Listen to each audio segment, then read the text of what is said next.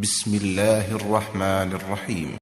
وأن احكم بينهم بما أنزل الله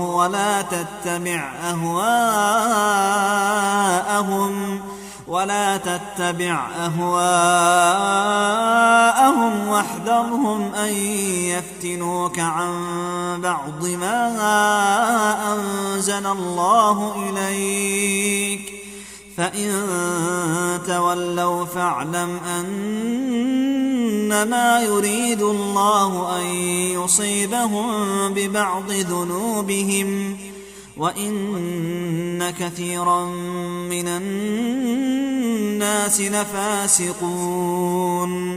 أفحكم الجاهلية يبغون ومن أحسن من الله حكما لقوم يوقنون.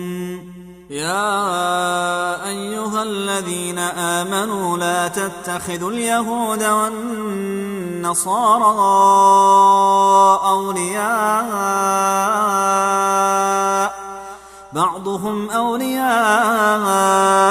بعض، ومن يتولهم منكم فإنه منهم، إن الله لا يهدي القوم الظالمين.